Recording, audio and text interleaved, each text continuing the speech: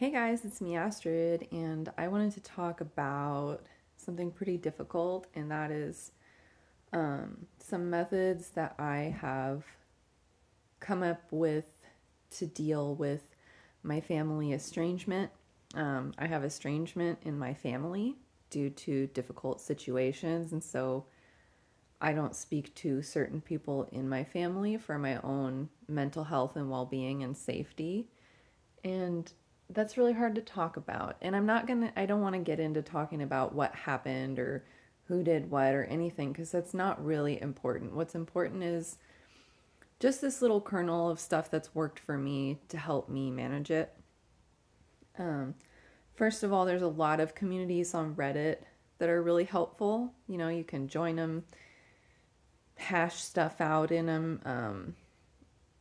And like one of the first ones that you could go to is it's called JUSTNOFAMILY. And from there you might be able to find lots of other different ones depending on your situation. And that's been really helpful because, dealing with estrangement is isolating. Not everybody understands. Most people couldn't fathom cutting off a relationship with a member of their family. And so when you tell them, they're like, well, you just got to work it out. And sometimes you can't just work it out. And, it's nice to have a community.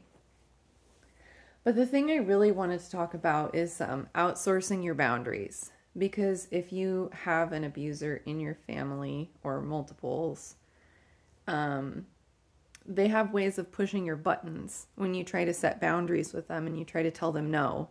And you try to tell them, hey, I don't want to talk to you, or hey, I don't want to go to this thing with you, or do this thing that you want, or I don't want you in my house. There's a lot of guilt. It's called fog, fear, obligation, guilt, that you will feel when dealing with family members if you've grown up in trauma with that specific person. And so trying to set boundaries with that person on your own is going to be really, really hard, and you might falter or even fail at it. So what I've done is what I like to call outsourcing my boundaries. In my case, the person that I am closest to and can trust the most is my husband. But I also have my in-laws, and I also have my best friend. So it doesn't necessarily have to be a romantic partner. But if you have someone you're close to who's got your back, who's your ride or die, you can outsource boundary making with that person. So what I did when I was trying to cut off a relationship in my family was, instead of me trying to make the phone call to say, I don't want to talk to you anymore and I'm blocking you on everything, do not contact me, I had my husband do that.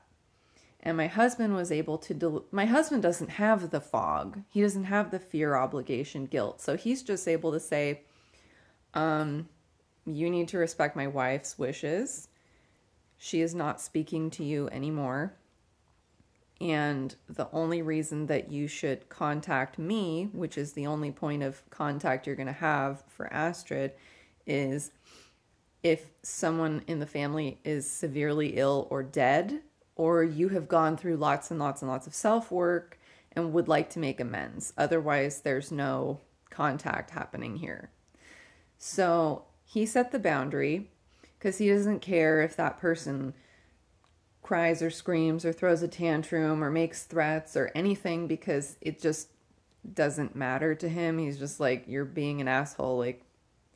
Whereas I have a lot of trauma, so I can't do that as easily, and it throws me off my axis and I'm reeling for days. So yeah, he doesn't give a shit, so he can do that stuff for me, and it's really nice. So basically, in these things, don't try to deal with it on your own. Really get into your community. Tell your people, this is what I went through and I need you to understand. Tell them. Ask them for help. Ask them for backup. Tell them what happened. Don't hide in the dark. Don't keep things a secret. And outsource your boundaries. Because the people who have abused you have often been using you as an emotional feeding source. And so when you're trying to pry them off of the teat of yourself, they're going to scream and cry and scratch and bite and fight because they don't want to lose that supply. You're their emotional supply. You're their emotional pacifier. And they've been using you for those reasons for years.